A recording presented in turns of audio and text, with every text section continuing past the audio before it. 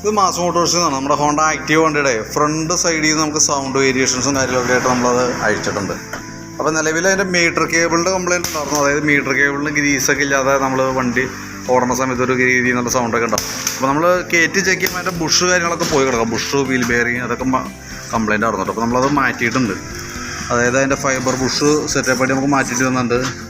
Wheel ബെയറിങ്ങും അതിൻ്റെ Bush അടക്കം full സെറ്റായിട്ട് നമ്മൾ മാറ്റിയിട്ടുണ്ട്. കാരണം അതിൻ്റെ ഈ ഓയിൽസിലൊക്കെ കംപ്ലയിൻറ്റ് ഉണ്ടെന്ന് ഓടിയിട്ടേ ഈ ബുഷിൻ്റെ അവിടെ ഒരു സ്റ്റെപ്പ് പോലെ വീണ് ഇതേപോലെ സ്റ്റെപ്പ്. അപ്പോൾ അതിൻ്റെ ഉള്ളിൽ കൂടെ വെള്ളം ഉള്ളിലേക്ക് കയറിയിട്ട് ആ ബെയറിങ് പെട്ടെന്ന് പോകും. അതാണ് അതിൻ്റെ ഒരു പ്രോബ്ലം. അപ്പോൾ അത് റെഡി ആക്കിയിട്ടുണ്ട്.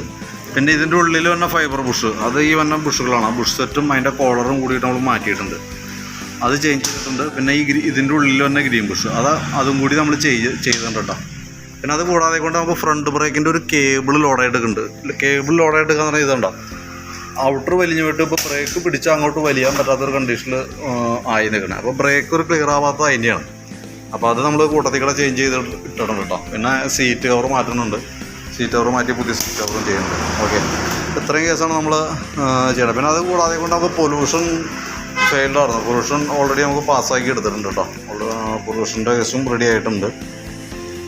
അപ്പോൾ അത്രയും വർക്കാണ് നമുക്ക് മെയിനായിട്ട് ചെയ്യേണ്ടി വന്നതാണ്. അപ്പോൾ ഞാൻ അതിൻ്റെ ഒരു എസ്റ്റിമേറ്റ് എമൗണ്ട് ഡീറ്റെയിൽസൊക്കെ വാട്സാപ്പിലേക്ക് ഒന്ന് സെൻഡ് ചെയ്തിട്ടേക്കാം. ഓക്കെ, അപ്പോൾ വർക്ക് കംപ്ലീറ്റ് ആവുന്നുള്ളൂ. കംപ്ലീറ്റ് ആയിക്കാൻ വേണ്ടി ഡീറ്റെയിൽസ് വിളിച്ച് പറയാം.